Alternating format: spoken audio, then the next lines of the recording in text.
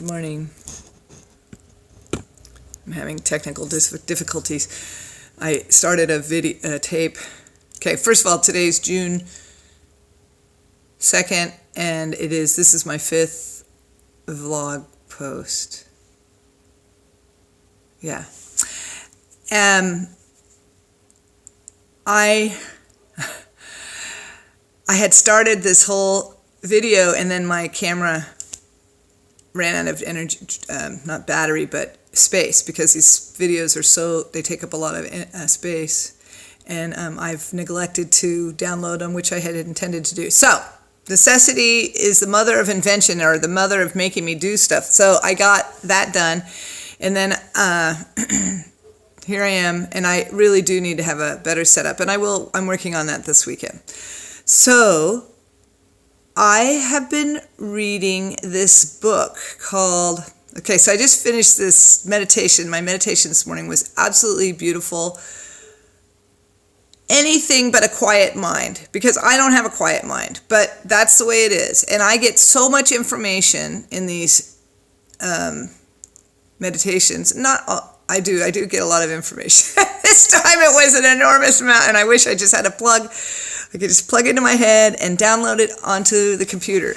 But I get to do that with my fingers and write, and which is really, I enjoy doing that. But I wanted to make this post before, or this vlog before I did that, because I'll go in there for a while. But anyway, so I'm reading this book called, let's see if you can see it. No, you can't see it because it's backwards. The Alphabet versus the Goddess, the Conflict Between Word and Image. And it's written by Leonard Schlein. And it is a fascinating book. And his main premise is that with the advent of the written alphabet and language was the demise of the goddess. And he goes through all of history and points out from all cultures and everything this happening. It's fascinating.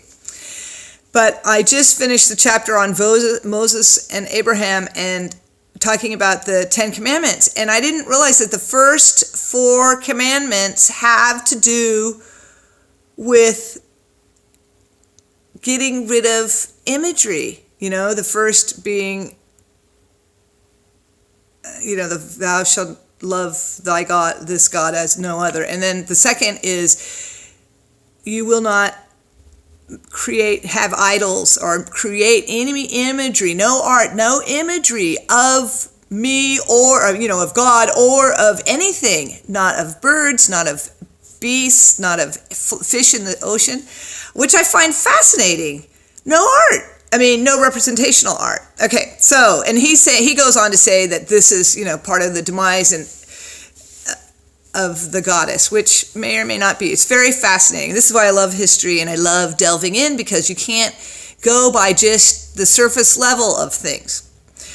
Hence the name of this blog post and my book, which is Confessions of a Sacred Prostitute, which I will go into at another time. But there is a very specific reason for that title, because, there's many layers to it. But words and ideas, just like us as humans, have many layers, and there's many layers even within history. History's written, especially when people say, "Oh, this was the word of God," except for it wasn't written down for many years, and that's a whole nother place. Okay, let me backtrack. So anyway, the idea, what I was thinking about to say to you was about this. I've often thought about this, about the idols. Why are there so many religions that have, we have all these deities and gods and goddesses and statues and so on, and even in the in the Christian faith, there's the cross, crucifix, and Catholic, there would be Mother Mary and so on. So. And because of the work that I do, the visionary work, that I just get tons of when I read people, when I tune into the energy, and I get all these images, and they encompass every mythology, story, culture around the world. So it isn't just one. I don't get stuck into one pattern. I'm picking up Greek, Roman, Indian, animals, Egyptian, Tibetan, you name it. Irish or Gaelic or, Druid iconography. Okay, so I had to bring myself down into organizing these thoughts because I get so excited. You see how I get so excited about these ideas. Okay, so I always wondered why, what is there a hierarchy? What's the deal with all of this? And why does this one religion say you can't venerate, an idol or so on? And so I came to realize that, energy, which is what everything is, we are a manifestation of the energy, that's running through everything. We were taught that. I remember in the third grade when they were telling us that the table was vibrating so fast, that it was, it created solid. It wasn't really solid, but because of the way it vibrated and so on. Okay, so we are, God, this is too convoluted, I know. Okay, so let me get back to that idea. So everything's energy. Spirit, the only way that spirit can talk to us in this human form is through metaphor and stories and so on. The bowing down to deities isn't about, for me, I'm not bowing to a specific deity. I'm bowing to the energy that is represented within that deity. I love Goddess in all her forms. And every image that is created is just an aspect of that. So behind me is a painting that I did years ago. This is called, something about the truth of your heart will reveal. And the key to your truth is in your heart. And I wrote it all. If you saw it really close in the background, it's all written in hieroglyphics, that name. And the image is of Mat, who is the Egyptian goddess of law, or justice, truth and justice. And she, in fact, is who their laws were written by her laws of Mat. And then with her is a vulture who is one of my animal totems, and a great teacher, and the vulture is the mother energy.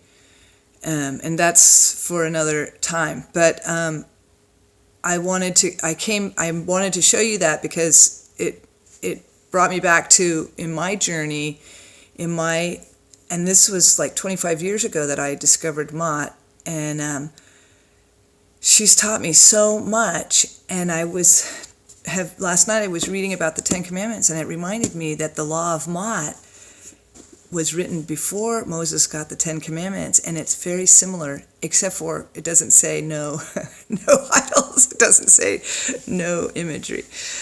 But it talks about, ways of living, that you don't kill, that you love people, that you take care of them, you don't rip people off. This is really convoluted, isn't it? And I can hear my daughter yelling at me to be quiet because she's sleeping in. And too bad. So we love what we love. And my father told me at the end of my